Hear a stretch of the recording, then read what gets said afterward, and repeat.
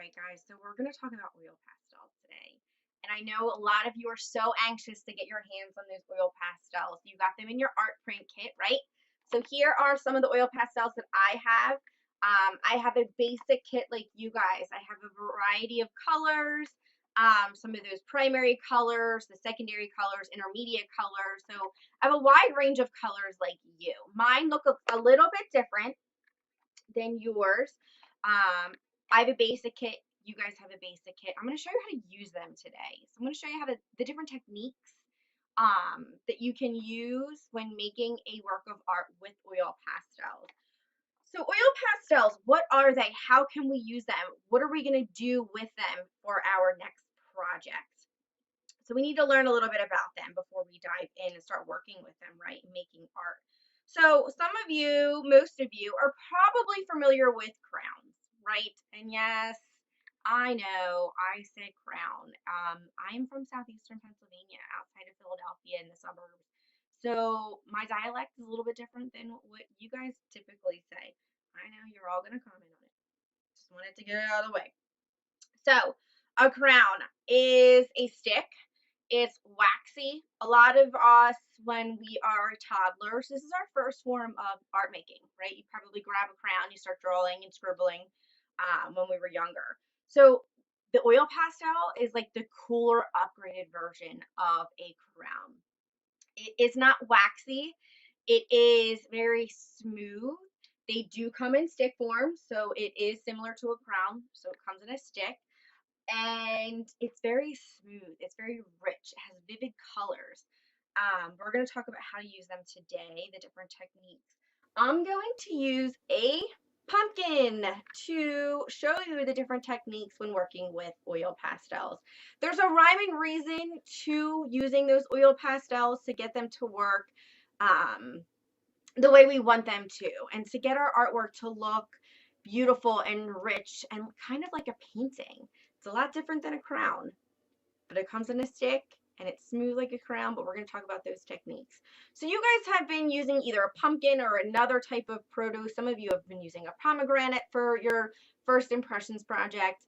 Some of you have used a shoe. So we were using everyday objects that we find around the house. A lot of us have fall pumpkins hanging around or gourds. Some of us were using apples or a banana for that first impressions. So we're going to talk about the basic techniques that you can use when we're. So I'm going to use some of these oranges. I think I want to take out a few more colors. Let's see. I'm going to grab this yellow here. I'm actually going to grab this orangey brown. Let's see. Do I have anything else in here? No, I think we're set. I think I have all of the oranges that I would like to use. So when you're using oil pastels, I'm going to start with this one. It's like an in-between shade of a dark orange and a light orange. It's almost like a true pumpkin orange, I'd like to call it. When you color with oil pastels, you're not going to color like this, like you would with a crown. You're going to start off and you're going to kind of do little strokes as if you're an impressionist artist. You're going to do quick strokes. You can use hatches, you can kind of, what I like to call like scumbling, you can do little swirls in the area. So I'll show you what I'm talking about. So you can do little swirls, little scumbles, you can do stippling, but what you don't want to do is cover the whole area with oil pastel like this. I'm going to tell you why. Because if you cover the whole area, it's going to be really difficult to go back in and add that shade, add that highlight. So mixing the colors. So when you're going in and you're making a work of art with oil pastels, you want to leave white from your paper showing through, because you want to be able to build color in your work of art, whether you're making a landscape, whether you're doing a portrait of somebody, or you are simply working from observation like I am with the pumpkin here. So I have this whole little area right here on my pumpkin, I have it filled in just a little bit. Well, I'm going to notice right down here, it's darker. So I'm going to get my darker orange. And again, I'm not going to cover real dark like I would with a crown, because you're not going to be able to blend those colors. They're not going to mix together and create that painterly look like you can with oil pastels. So what I'm going to do is layer on top of that other color that I used and fill in those missing pieces.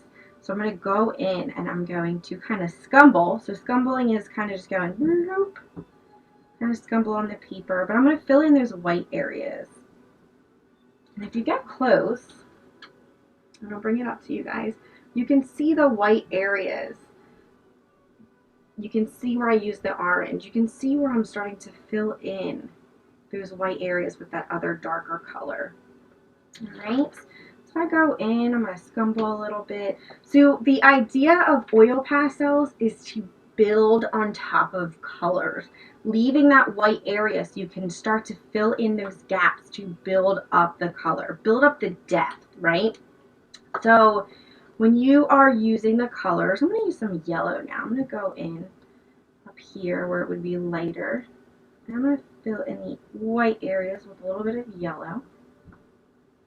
I'm going to go back to that pumpkin orange that I used in the beginning. Right? And you're going to build, you're going to layer. So the idea of using the oil pastels is to build and build and build. So it's kind of scumbling along. Grab this color here.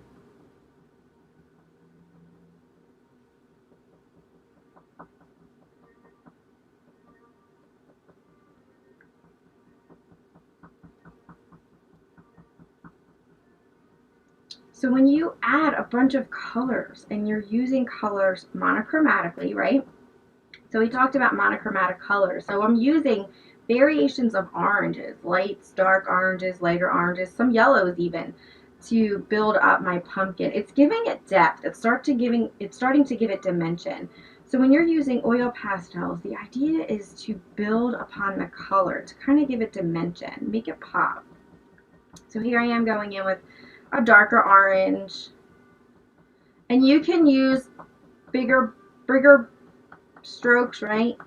But you're going to build upon the color.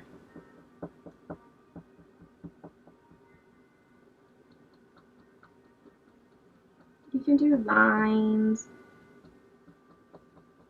but you just don't want to do a whole area like you're coloring it in like a coloring page, because you're not going to be able to get that depth.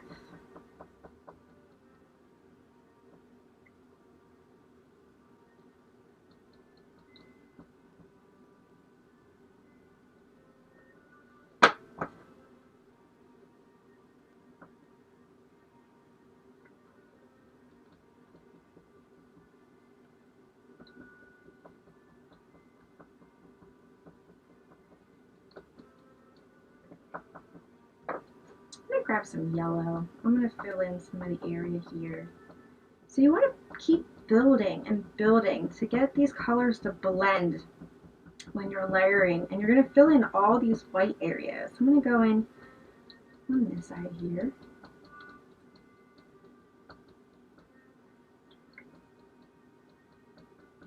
Some people, you may see your classmates suggesting this during class, some people like to use their fingers to help blend. Sometimes I like to do that for areas where I want it to become a more blended look, that tonal that we talked about when we were making value. You can certainly go in and do that. Sometimes I think it starts to lose that depth, but you can go in and it can help you kind of fill in those areas that are white.